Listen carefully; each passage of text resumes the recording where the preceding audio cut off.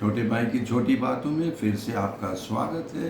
आज हम लोग बहुत ही ज्वलंत समस्या पर विचार विमर्श करेंगे और उस पर कुछ विश्लेषण भी करेंगे, और वो ये है कि आज की तारीख में इतने लोग आत्महत्या मतलब सुइसाइड क्यों कर रहे हैं। देखिए, मौत तो कई जगह हो रही है, चाहे हवाई जहाज में, चाहे हनीमून पे, वो तो अलग बात, लेकिन लोग स्वयं अपनी जान क्यों ले रहे हैं। मैं आपको 12 तारीख का ये हिंदुस्तान अखबार का ये शीर्षक दिखाना चाहता हूँ। इसमें आप देख सकते हैं कि एक ही दिन में कानपुर, हमारे शहर कानपुर में 8 लोगों ने आत्महत्या कर लिए हैं। तो ये चिंता की विषय नहीं है तो क्या है। अब इसका हम लोग विश्लेषण करें। पहले तो हम लोग सुनते रहते हैं कि महिला जो है कमज़ोर वर्ग है ना, लेकिन जो हम अखबार में ये देख रहे हैं, जो 8 लोगों ने आत्महत्या कर लिए, उनमें से 7 जन जो हैं वो पुरुष थे, केवल एक महिला थी। दूसरा कि हम लोग अक्सर सुनते हैं कोई कठिनाई या शादी हो जाएगी तो सब सही हो जाएगा, लेकिन जो 8 लोग थे उनमें से 6 लोग शादीशुदा थे, बाल बच्चेदार थे, केवल 2 लोग थे लड़के जो कुंवारे थे। और ये जो 6 लोग थे 40 से अधिक उम्र, 40 से 50 के बीच का है, जिसको हम लोग चरम सीमा कहते हैं अपने जीवन का, और उसी समय में अपना जीवन लेना अजीब सी बात है। अब हम और आगे बढ़ते हैं कि ये जो 6 शादीशुदा लोग थे, उनमें से 2 ऐसे पुरुष थे जिनकी पहली पत्नी मर गई और दोबारा शादी की, तो भी उनको संतोष या सांत्वना या खुशी नहीं मिली। और ये जो आत्महत्या की है उसमें बताया गया, जितना बताया गया कि 8 लोगों में से 3 ऐसे थे जो शराब के लती थे, एक जो था वो कर्ज में डूबा था, और इत्तेफाक की बात है कि वो सरकारी कर्मचारी था जो अच्छा खासा पैसा भी कमा रहा होगा। तो हमको इन सब घटनाओं से कुछ सबक सीखने ही होगी। और पहला प्रश्न जो उठता है, इतने पुरुष क्यों आत्महत्या कर रहे हैं। और मेरे समझ से वो इसलिए कि वो अपने को दुख बांट नहीं सकते हैं, अपना कष्ट बता नहीं सकते हैं, वो आंसू बहा नहीं सकते हैं, इसको मर्दाना कमजोरी समझते हैं।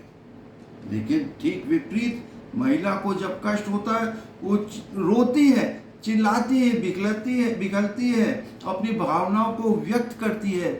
जैसे एक प्रेशर कुकर होता, उसकी सीटी बजती है, और जो सीटी बजती है उसका प्रेशर कम हो जाता है, रिलीज हो जाता है।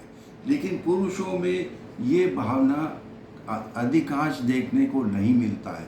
मर्दाना कमजोरी समझते हैं अपने दुख बांटने का या बताने का।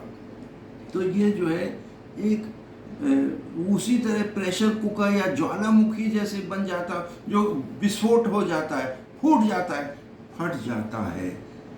तो ये हमको सोचने को मजबूर करता है कि पुरुष अधिकांश लोग ऐसे हैं जो आत्महत्या करते हैं। दूसरा जो कारण बताया गया, शराब पीने से।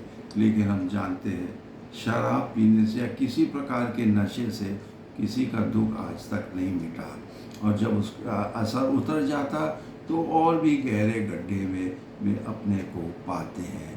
तो शराब या ड्रग्स ये समस्याओं को कोई हल नहीं है। और जहाँ तक शादी की बात है, कई माँ बाप सोचते हैं कि बिगड़ा बच्चा है, बिगड़ेल है, तो शादी कराओ सब ठीक हो जाएगा।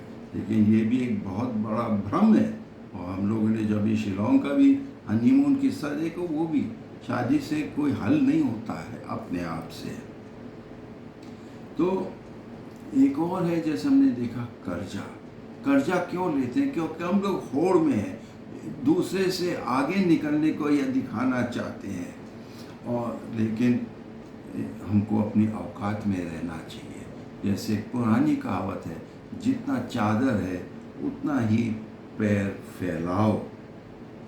लेकिन आधुनिक दुनिया में मांगे बढ़ती जाती है, ये भी होना चाहिए, वो भी कम होना चाहिए, और इस होड़ में हम लोग बर्बाद हो जाते हैं। तो ये कुछ मूल कारण है कि जिससे लोग निराश होते हैं, डिप्रेशन में जाते हैं, अवसाद में पहुंचते हैं और आत्महत्या करने को मजबूर होते हैं। लेकिन इनके अलावा जैसे शराब, ड्रग्स, कर्जा, इसके अलावा तमाम और लक्षण हैं जिसको हमें पहचानना चाहिए और समय से पहचानना चाहिए, ताकि हम उस व्यक्ति को अवसाद या डिप्रेशन से बचा सकें। और वो लक्षण क्या है? सबसे पहला, अकेला रहना, भूख नहीं लगना, नींद नहीं आना, लंबे समय तक अकेले अपने कमरे में बंद रहना, ये अवसाद के लक्षण है जिसे परिवार वालों को पहचानना चाहिए।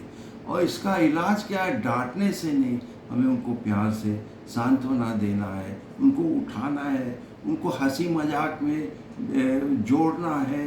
और हाँ, बहुत अच्छा तरीका है अवसाद को हटाने का है, वो है एक्सरसाइज।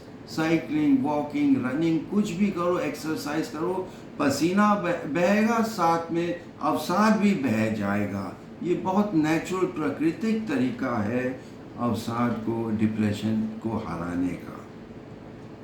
एक और बहुत सिंपल इसका इलाज है, वो है दूसरों की सेवा करना। जब हम दूसरों का दर्द और दुख देखते हैं, हम स्वयं अपना भूल जाते हैं। एक बहुत सुंदर उदाहरण है, एक कहावत है, मैंने रोया कि मेरे पैरों के लिए जूते नहीं हैं। मैंने रोया कि मेरे पैरों के लिए जूते नहीं हैं। कब तक?